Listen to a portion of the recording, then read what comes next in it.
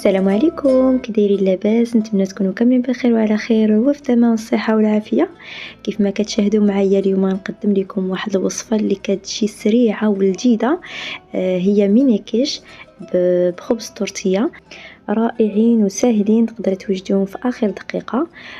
تبعوا معايا حتى لاخر الفيديو. بالنسبه للحشوه هنايا احتاجيت بصله وحده قطعتها هكا، شلطتها، وواحد جوج جزرات قطعتهم هكا شرائح طويله، والفلفله، وعندي هنايا صدر الدجاج اللي طحنته ولا على شكل كفته. وبالنسبه للتوابل غنحتاج شويه ديال الابزار او الفلفل الاسود، وشويه ديال السكنجبير، شويه ديال الملحه، ومعلقه ديال الثوم المجفف،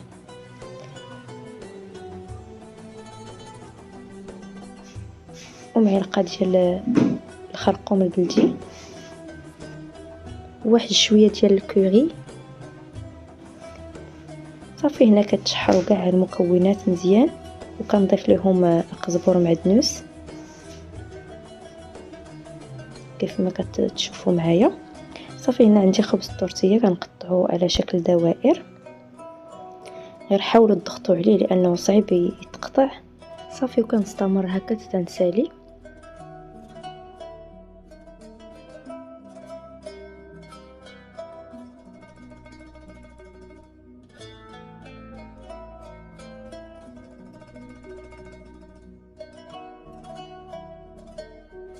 صافي هنا الخبز التورتيه جا على هذا الشكل هذا. غادي نحاول نلبسهم الليمون ديالنا على هذا الشكل هذا باش يعطيونا على شكل وريضه. صراحه كيف ما قلت لكم هاد لي كيش كيجيو سريعين ودغيا دغيا كيوجدوا. هكا توجدوهم الا جا عندكم شي حد على غفله.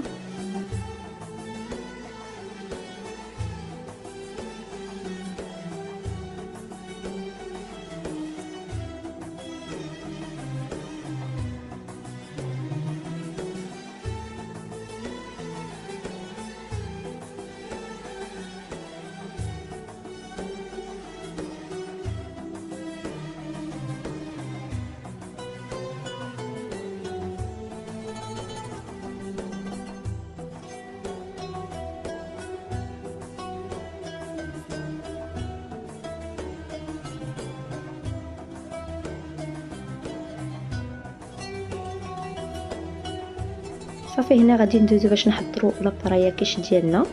غادي نحتاجو 3 ديال البيضات،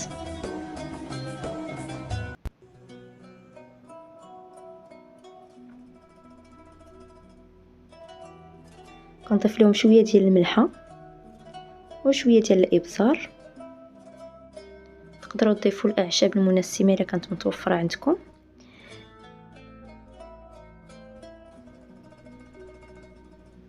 صافي كيف ما كتشوفوا معايا، وغادي نزيد عليها الكريمه السائله. الا ما متوفرش عندكم الكريمه السائله تقدروا تعوضوها بكاس ديال الحليب ولا بكاس ديال الياغورت طبيعي، والقليل من القزبور. صافي كنطرب جيدا.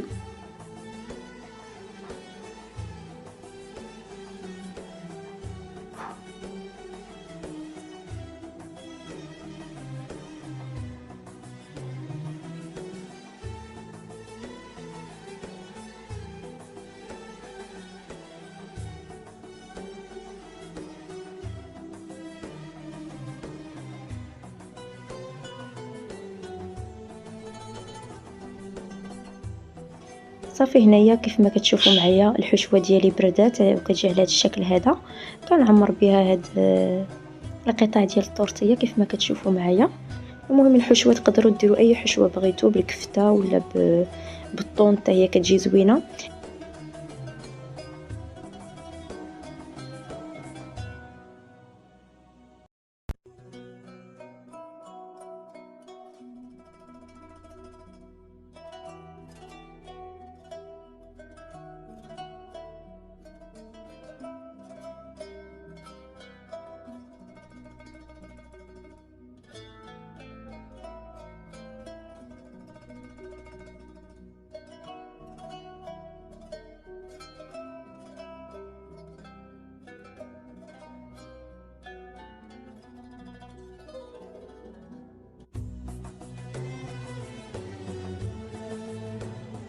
صافي. في الاخير كنضيف الفرماج، وفي هذا الاثناء كنشعل الفران على 180 درجه وكنخليهم يتحمروا.